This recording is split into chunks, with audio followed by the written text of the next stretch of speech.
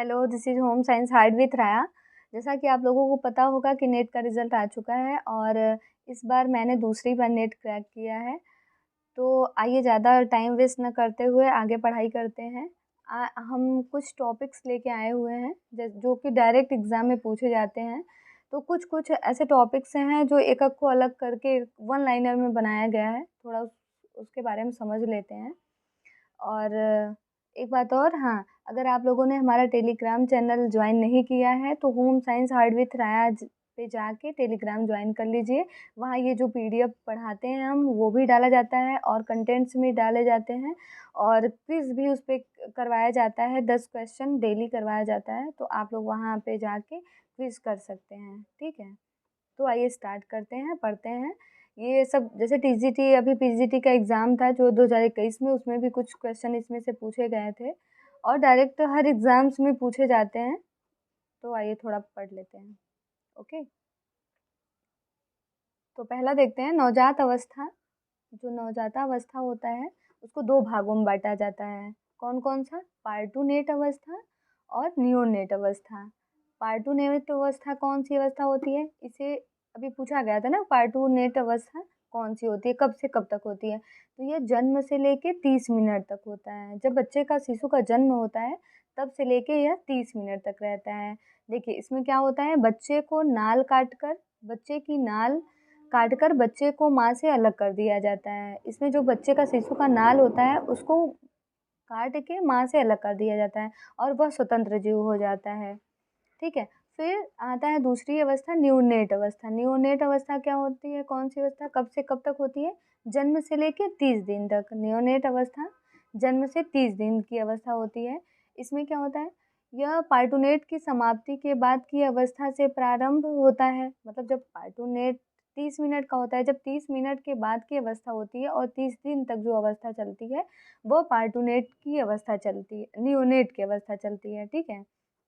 इसीलिए इसे कहा गया है कि पार्टूनेट की समाप्ति के बाद की अवस्था है यह, ठीक है? और जो नियोनेट शब्द है वह लैटिन भाषा का शब्द है। कौन-सी भाषा का शब्द है? लैटिन भाषा का शब्द है और यह जो ग्रीक भाषा के नियोज शब्द से बना हुआ है। नियोनेट तो लैटिन भाषा का शब्द है, लेकिन यह नियोज जो इसमें से नियोज जो शब्द निकालते हैं हम लोग, वह ग्रीक भाषा के से शब्द से बना हुआ है, जिसका अर्थ होता है नया, नया शिशु या नवजात शिशु जो अभी आया हुआ है, ठीक है? और इसमें कुछ वैज्ञानिक अलग-अलग भी अपना मत देते हैं। तो हर्लाक ने क्या कहा है कि न्यूनेट अवस्था वह अवस्था होती है जो जन्म से 2 सप्ताह होती है। कब होती है? जन्म से 2 सप्ताह। और अन्य वैज्ञानिक का क्या कहना है कि यह जन्म से लेके 30 दिन तक का होता है। तो ये इम्पोर्टेंट है, ये वाला, कि हर्लाक ने क्या कहा है नियोनेट अवस्था को, तो हर्लाक ने बोला है कि जन्म से लेके 2 सप्ताह की अवस्था होती है और अन्य वैज्ञानिकों ने क्या कहा है कि यह अवस्था जन्म से 30 दिन की अवस्था है, ठीक है? तो हम लोगों ने क्या समझा कि नवजातावस्था जो होती है वो दो अवस्थाएँ उसमें होती हैं, एक पार्टूनेट अवस्था, एक नियोनेट अवस्था। पार्टूनेट अवस्था जो होता है वो जन्म से लेके 30 मिनट तक होता है और नियोनेट अवस्था जो होती है वह जन्म से 30 दिन तक होती है। और हर्लाक ने कहा है कि यह अवस्था जन्म से लेके 2 सप्ताह तक होता है और अन्य वैज्ञानिक का मत क्या था कि जन्म से लेके 30 दिन का होता है, ठीक है? तो ये समझ में आया? अगर पूछ लेता है कि नियोनेट अवस्था कब से कब तक रहती है, तो जन्म से 30 दिन। और हर्लाक के अनुसार अगर पूछता है तो जन्म से लेके 2 सप्ताह तक और पार्टूनेट अवस्था जन्म से 30 मिनट तक। ओके? ये 2 क्वेश्चन हम लोग का तैयार होगा। अब आइए नेक्स्ट देखते हैं क्या है, पराप्रसव।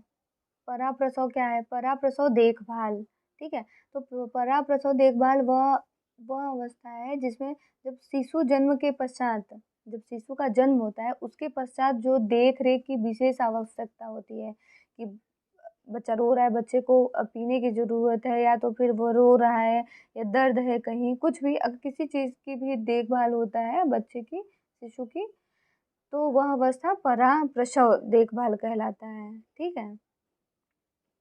इसमें बच्चे का भी पराप्रसव देखभाल होता है और माँ का भी होता है कि पराप्रसव क्या है। पराप्रसव पूछता है कभी-कभी तो उसमें दे दिया जाता है कि माँ जब प्रसव के बाद के लिए जो देखभाल होता है वही पराप्रसव देखभाल कहलाता है, ठीक है? फिर नेक्स्ट देखते हैं, नेक्स्ट क्या है? गर्भनाल। गर्भनाल हम लोग पढ़ते हैं, इसमें से क्वेश्चन भी आता है कि गर्भनाल की लंबाई कितनी होती है और नाल छेदन कैसे होता है, वो कितने इंच पे होता है, मतलब कितना स्पेस देके उसको काटा जाता है, किससे काटा जाता है, कैसे काटा जाता है? तो आइए देखते हैं। गर्भनाल, जिसे अम्बिलिकल कॉर्ड भी कहते हैं, ठीक है? इसकी लंबाई कितनी होती है? इसकी लंबाई होती है 18 से 24 इंच लंबी। यह 18 से 24 इंच लंबी रस्सी के समान नलिका होती है यह। ये 18 से 24 इंच लंबी रस्सी के समान, मतलब पतली रस्सी के समान होती है, ठीक है? और इसमें रक्त वाहिनिकाएँ होती हैं। इस नाल में जो है, गर्भनाल में रक्त वाहिकाएँ होती हैं, वाहिनियाँ होती हैं, जिनसे रक्त शिशु में पहुँचकर उसका पोषण करती है। इसी के द्वारा जो है रक्त जाता है और शिशु का पोषण करता है, ठीक है?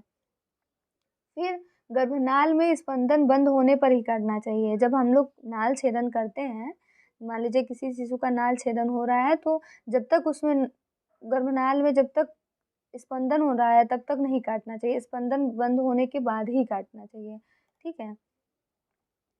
फिर फिर है नाल छेदन। नाल छेदन कैसे करें?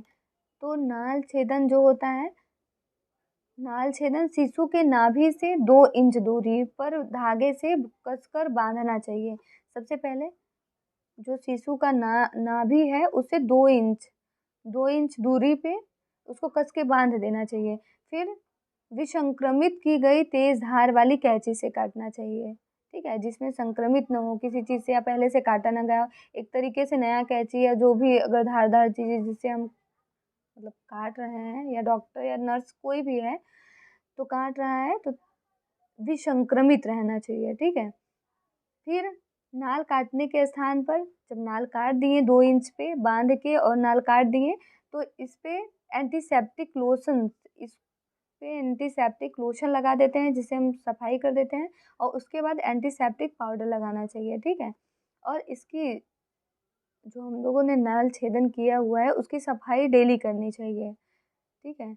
और नेक्स्ट क्या है कि 8 से 10 दिन में नाल सूखकर गिर जाता है। अगर हम ये प्रक्रिया अच्छे से कर रहे हैं कि प्रतिदिन सफाई कर रहे हैं और एंटीसेप्टिक लोशन से साफ कर रहे हैं और उसके बाद एंटीसेप्टिक पाउडर लगा दे रहे हैं, तो वह 8 से 10 दिन में नाल सूखकर गिर जाती है, ठीक है?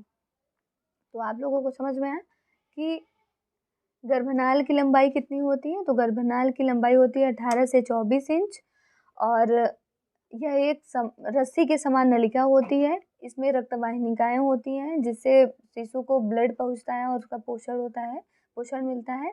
और गर्भनाल गर्भनाल कब काटना चाहिए? जब उसका स्पंदन बंद हो जाए, ठीक है? और नाल छेदन करते टाइम नाभि से 2 इंच दूरी पे काटना चाहिए, ठीक है? और जिससे भी काटें आप विसंक्रमित कैंची से काटें। उसके बाद एंटीसेप्टिक क्रीम लगा दें, लोशन लगा दें। लोशन लगाने के बाद उस पे एंटीसेप्टिक पाउडर लगा दें और उसकी डेली मतलब प्रतिदिन सफाई करते रहें, तो इससे 8 से 10 दिन में नाल सूख कर गिर जाएगा, ठीक है? समझ में आया? इसमें से क्वेश्चन क्या बनता है कि गर्भनाल की लंबाई कितनी होती है? तो 18 से 24 इंच, और कितनी दूरी पे काटना चाहिए? तो 2 से 2 इंच की दूरी पे काटना चाहिए, ठीक है?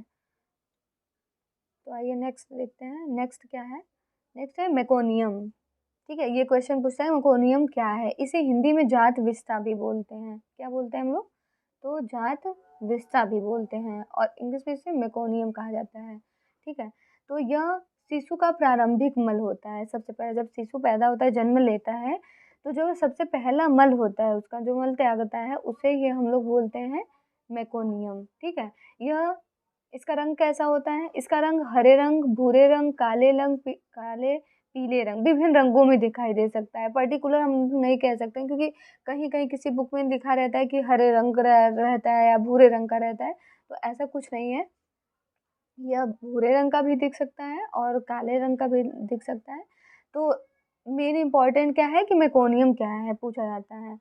तो शिशु का जो प्रारंभिक मल होता है उसे मेकोनियम कहते हैं। अगर आया कि जात विस्टा, आप लोग अगर इंग्लिश नहीं देख पाएँ और नहीं समझ में आया जात विस्टा तो जान लीजिए कि मेकोनियम को ही जात विस्टा कहा जाता है, ठीक है। ओके, नेक्स्ट देखते हैं। नेक्स्ट क्या है? कोलेस्ट्रॉल। ये भी काफ़ी इम्पोर्टेंट है, ये सब एग्जाम में पूछा जाता है। कोलेस्ट्रॉल क्या है? तो कोलेस्ट्रॉल माँ के स्तनों से प्रारंभिक अवस्था में पीले रंग का प्रोटीन युक्त तरल पदार्थ स्रावित होता है, जिसे कोलेस्ट्रॉल कहते हैं। जो जब शिशु का जन्म होता है तो माँ के स्तनों से जो प्रारंभिक मतलब पहला जो दूध होता है, पहला गाढ़ा दूध पीले रंग का, वह प्रोटीन युक्त रहता है। उसी पदार्थों को हम लोग क्या कहते हैं? कोलेस्ट्रॉल कहते हैं, ठीक है।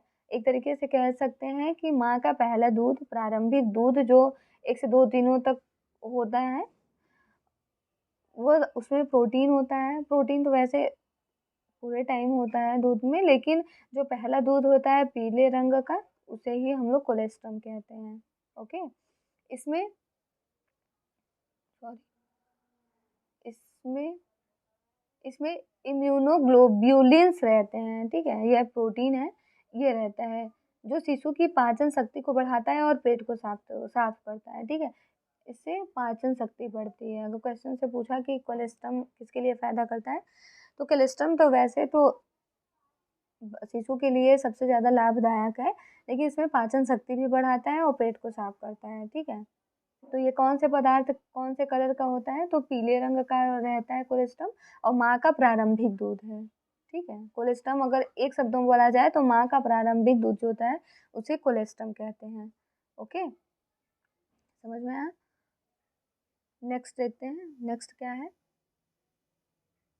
ये देखिए, ये सब सीडीपी के क्वेश्चंस हैं, ये बुक से उठाए हुए हैं। ये मैं टॉपिक पढ़ रही थी तो मुझे लगा कि थोड़ा पढ़ाना चाहिए, क्योंकि जानते तो वैसे सब लोग हैं, लेकिन ये मान लीजिए क्वेश्चन कभी आ गया या तो जो यूज़ कर रहा है उसके लिए तो ठीक है, लेकिन पढ़ाई के लिए। तो निप्पल सिल्ड क्या होता है?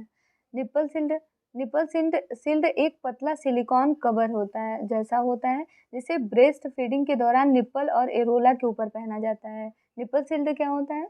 ये ब्रेस्ट फीडिंग, जब माँ दूध पिलाती है बच्चे को, ब्रेस्ट फीडिंग करवाती है, तो अगर उसमें घाव हो गया है या किसी कारण, या तो फिर कभी-कभी रहता है ना दूध दुग्ध स्टॉक कम होता है, तो बच्चे को अगर माँ को दूध दूध पिलाने में थोड़ा दिक्कत होता है, तो निपल सिल्ड का प्रयोग किया जाता है, ठीक है।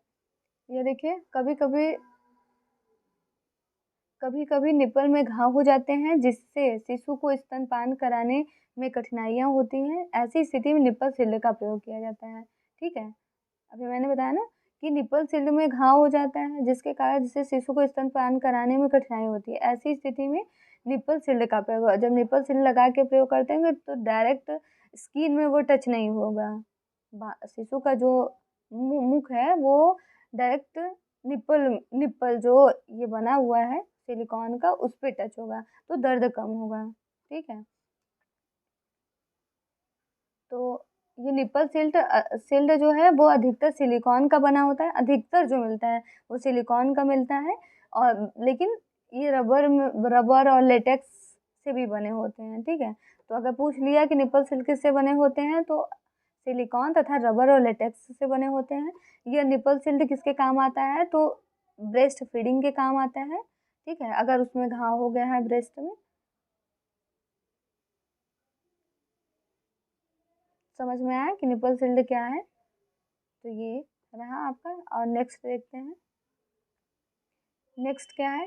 हाँ, ये एनसीईआरटी का क्वेश्चन है, अभी पढ़ रहे थे तो हम इसमें थोड़ा डाल दिए कि एक दिन 1440 मिनट, एक दिन में कितने मिनट होते हैं?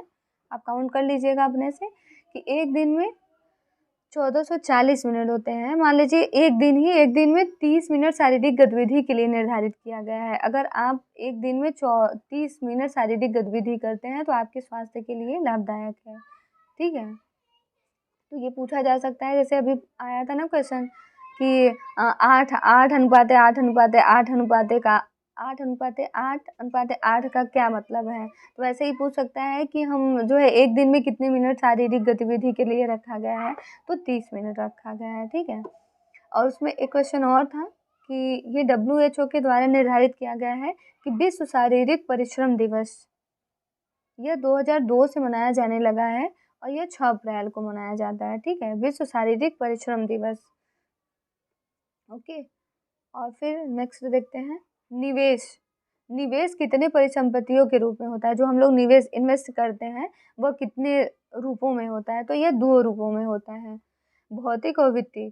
भौतिक निवेश कैसे करते हैं? जैसे हम लोग भूमि खरीद लिए, संपत्ति खरीद लिए, सोना, घर गृहस्थी से रिलेटेड कोई भी चीज़ खरीद रहे हैं, तो ये भौतिक निवेश हुआ। और वित्तीय निवेश परिवार को वित्तीय सुरक्षा प्राप्त करना, जैसे कहीं हम जो है पैसे पैसे जमा कर दिए, इकट्ठा कर दिए, बीमा कर दिए, ये सब वित्तीय है। तो निवेश कितने परिसंपत्तियों के रूप में होता है? 2, भौतिक और वित्तीय, ठीक है? आप लोगों को लग रहा होगा ये एक ही टॉपिक्स नहीं पढ़ाई, लेकिन इसमें हर जो जितने भी टॉपिक्स हमने बताए उसमें से एक-एक क्वेश्चन बनने की, मतलब किसी भी एग्ज़ाम में कुछ क्वेश्चन बनने की संभावना है, ठीक है? अब नेक्स्ट पढ़ते हैं लॉक इन अवधि। लॉक इन अवधि क्या है? ये हम लोग होम मैनेजमेंट का चैप्टर है। ये वह अवधि जिसमें धन को एक निश्चित अवधि के पूरा होने के बाद ही निकाला जा सकता है। जिसमें हम लोग एफडी वगैरह पढ़ते हैं ना, एफडी पढ़ते हैं उसमें क्या रहता है, ये फिक्स डिपॉजिट रहता है। इसमें जब आपका समय पूरा हो गया तभी आप पैसे उसके पहले भी निकाल सकते हैं, लेकिन जो लाभ प्राप्त होता है आपका, जब जितना टाइम पीरियड बना हुआ है उसके बाद ही आपको लाभ मिल सकता है, ठीक है? तो इसे लॉक इन अवधि कहते हैं। लॉक इन अवधि में क्या होता है, वह अवधि जिसमें धन को एक निश्चित अवधि के पूरा होने के बाद ही निकाला जाता है, ठीक है? अगर आप 5 साल का मान लीजिए अवधि आपका है कि हाँ, इतने पीरियड में आपका इतने पीरियड तक आपका पैसा जमा हुआ है, एफडी किया हुआ है, आप उसके बाद निकाल रहे हैं, आप उसी के बाद ही निकाल सकते हैं, तो उसे लॉक इन अवधि कहते हैं, ठीक है? नेक्स्ट देखते हैं, नेक्स्ट क्या है? नेक्स्ट है क्रेडिट। क्रेडिट या साख। क्रेडिट और हिंदी में इसे साख बोलते हैं। इसे एक तरीके से, आइए पहले इस देख लेते हैं क्या है। क्रेडिट कहाँ से है? वर्तमान में धन तथा माल अथवा सेवा प्राप्त करना और भविष्य में उनके लिए भुगतान करना। मतलब क्या कह रहा है? क्रेडिट कहाँ से क्या है? वर्तमान में धन तथा माल, अगर जो हम धन और माल प्राप्त कर रहे हैं अथवा सेवा प्राप्त करना चाह रहे हैं और भविष्य में उनके लिए भुगतान करते हैं, उसे क्रेडिट कहा जाता है। एक तरीके से लोन, हम लोग जो व्यावहारिक भाषा में यूज करते हैं लोन, ठीक है? या तो फिर मान लीजिए हम लोग किसी से भी लेते हैं, तो धन या माल या सेवा, अगर कोई भी चीज़ सेवा ले रहे हैं और भविष्य में उसको वापस भी करना है, भुगतान करना है, उसे ही क्रेडिट कहा जाता है, ठीक है? क्रेडिट शब्द देख लेते हैं। क्रेडिट शब्द जो है वो लैटिन भाषा के शब्द क्रेडो से बना हुआ है। क्रेडिट किससे बना हुआ है? लैटिन भाषा के क्रेडो शब्द से बना हुआ है, जिसका अर्थ होता है क्रेडो। क्रेडो का अर्थ क्या है? अगर ये देखिए क्वेश्चन इंपॉर्टेंट है और एनसीईआरटी का है, ठीक है? क्रेडो का अर्थ क्या होता है? क्रेडो का अर्थ है मैं विश्वास करता हूँ, ठीक है? अगर डायरेक्ट आ गया कि क्रेडो का अर्थ क्या है, तो क्रेडिट का अर्थ है मैं विश्वास करता हूँ, क्रेडो का अर्थ, ओके? यह लैटिन भाषा के शब्द से बना हुआ है और इसका अर्थ होता है मैं विश्वास करता हूँ, ओके? फिर देखिए क्रेडिट की आवश्यकता क्यों होती है? क्रेडिट है तो, लेकिन इसकी आवश्यकता क्यों होती है? तो क्रेडिट की आवश्यकता होती है निम्न, बहुत सारे के लिए जो है आवश्यकता होती है, लेकिन कुछ आवश्यकताएँ देख लेते हैं कि देखिए पहले सदस्य की बीमारी या आपात संकट के लिए, मान लीजिए कभी ऐसा ना हो किसी के यहाँ, लेकिन कभी-कभी होता है ना कि किसी भी सदस्य को कोई बड़ी बीमारी हो जाती है और हमारे पास उतने पैसे नहीं रहते। तो उस टाइम हम लोगों को लगता है ना कि हम लोग कहीं से किसी भी संस्था से, या संस्था मतलब बैंक से, या तो फिर कहीं से भी, या कोई भी व्यक्ति है वहाँ से हम लोग लेने की कोशिश करते हैं कि पैसे जल्दी से ले लें और ट्रीटमेंट करवा लें। तो वही है क्रेडिट, कि सदस्य की बीमारी या आपात संकट, मतलब कोई भी संकट है, किसी भी तरीके का आ गया है, तो अगर पैसे की ज़रूरत है तो हम लोग वहाँ से ले सकते हैं। और बच्चों के विवाह के लिए, ठीक है? हर कोई के पास ऐसा नहीं है कि हर कोई पैसे इकट्ठा करके रखे रहता है शादी के लिए, ना?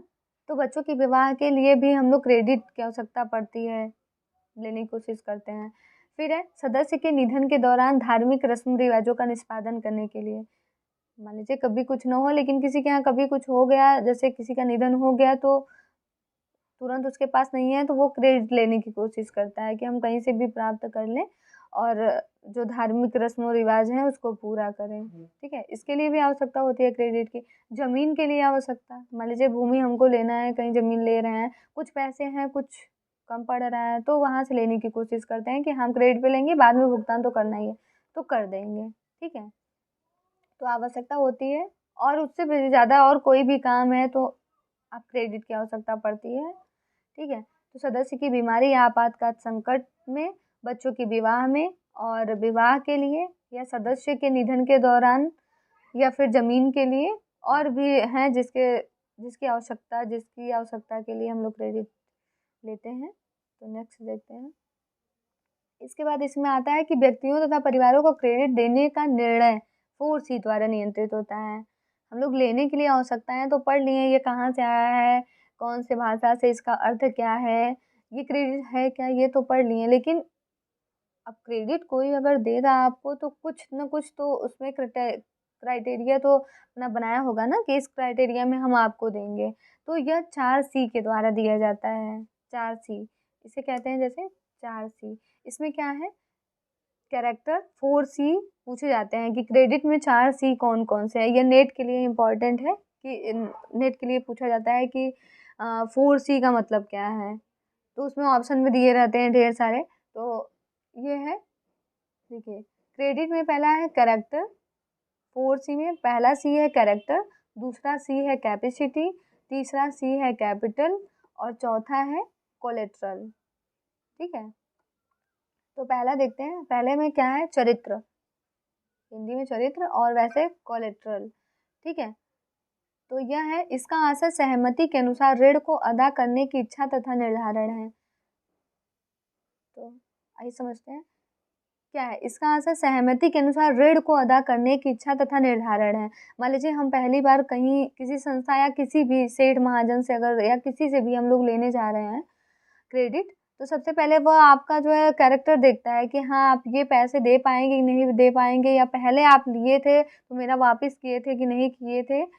तो यही है कैरेक्टर, सबसे पहले आपका कैरेक्टर देखा जाएगा कि हाँ आप पहले दिए थे कि नहीं दिए थे, कहीं ऐसा तो नहीं है कि हम दे दिए और आप भाग गए, या आप नहीं दे पा रहे हैं। ठीक है, फिर क्या है, क्षमता, कैपेसिटी, इसका आशय क्या है, इसका आशय है कि उन दायित्वों को पूरा करने की योग्यता है जब इनका समय आ गया हो। सामान्यतः क्षमता आय पर निर्भर करती है, मतलब कैपेसिटी। जैसे आपने मान लीजिए लिया, एक तरीके हम लोग समझ सकते हैं ईएमआई, जैसे ईएमआई हम लोग लेते हैं ना, तो 1 महीने का टाइम पीरियड रहता है। सबसे पहले वो चेक करता है कि हम लोग का क्रेडिट कितना है, आपका कहता नहीं है कि क्रेडिट सही है कि नहीं सही है। तो अगर मान लीजिए आपका क्रेडिट सही है, आपको दे तो दिया, लेकिन उसके बाद फिर ये कैपेसिटी भी देखता है कि हाँ आपका जो इनकम है, जो इनकम आ रहा है, ये कह रहा है ना कि क्षमता आय पर निर्भर करती है। आपका इनकम आ रहा है, आप उतना दे पाएंगे कि नहीं दे पाएंगे, मंथली या तो फिर आप ईयरली, या जैसे भी आपका मन हो, आप जैसे भी लिए हैं, आप दे पाएंगे कि नहीं दे पाएंगे। तो इसका से उन दायित्वों को पूरा करने की योग्यता है जब इनका समय आ गया है। अब मंथली समय आ गया है तो आप अदा कर पाएंगे उतना कि नहीं कर पाएंगे। ठीक है, तो ये कैपेसिटी है। तीसरा है कैपिटल, पूंजी, आशय निबल संपत्ति से, यह परिवार की आय ऋण देने के लिए पर्याप्त नहीं है, जब यह तब यह अपनी निवेश की गई पूंजी ले सकता है। मान लीजिए आप किसी, ऐसा तो नहीं है कि आप पैसे बैंक में पैसे लेते हैं, लोन लेते हैं, तो डायरेक्ट वो लोन दे देता है, किसी न किसी के थ्रू ही देता है ना। आप या तो फिर सोना रखते हैं, चांदी रखते हैं, या तो भूमि रखते हैं, अधिकतर तो भूमि ही रख के लोन लिया जाता है, तो क्रेडिट लिया जाता है। तो वो मान लीजिए किसी स्थिति में ऐसा हुआ कि आप नहीं जमा कर पाएँ पैसा, तो वो जो आपका मेन पूँजी है, जो जो आपने रखा हुआ है, उसे लेने की कोशिश करता है, वो ले सकता है। उसमें फिर आपका कोई वो नहीं है कि आप कहेंगे कि नहीं हम नहीं देंगे, या तो पेमेंट करिए, पूरा पे करिए, पूरा भुगतान करिए, या तो फिर वो आपका निवल संपत्ति जो है वो ले लेगा। ठीक है? फिर है कोलेटरल। कोलेटरल में क्या है, इसमें पूंजी की विशिष्ट इकाइयाँ शामिल हैं जो दिए गए ऋण के लिए सुरक्षा के रूप में गिरवी रखी जाती है। वही, जैसे कोई भी चीज़ है, वह पहले सबसे पहले उसको आपको देना पड़ेगा ऋण के लिए, सुरक्षा के लिए, कि हम ऋण दें, क्योंकि सामने वाला आपको पैसा दे रहा है तो भाई उसको भी तो कुछ चाहिए ना अप्रूवल, कि हाँ ये इनका जो है सामने वाला का मेरे पास रखा हुआ है, तो ये भुगतान करेंगे ही करेंगे। मान लीजिए भूमि रख देते हैं, अधिकतर रहता है कि भूमि ही रख देते हैं बैंक वगैरह में, अगर आप लेने जाएंगे क्रेडिट तो इससे ये होता है, कोलेट्रल में यही होता है कि आपका जो गिरवी रखा हुआ है वो उनके पास रहेगा, ठीक है। और कैपिटल में क्या है, अगर आप पेमेंट नहीं कर पा रहे हैं तो वो आपका जो संपत्ति है आपका रखा हुआ है वो फिर उसी में कन्वर्ट कर देंगे, मतलब वही भुगतान कर देंगे, आपको फिर पैसे देने की जरूरत नहीं है, वही ले लेंगे। लेकिन ऐसा कम ही लोग कर पाते हैं, क्योंकि अगर मान लीजिए खुदा न खास्ता वो पेमेंट नहीं कर पाए तब ऐसा होता है, अधिकतर तो कर ही लेते हैं, ठीक है। फिर आज तो हम लोगों ने क्या पढ़ा, 4C। क्रेडिट के कितने सी हैं, 4C हैं।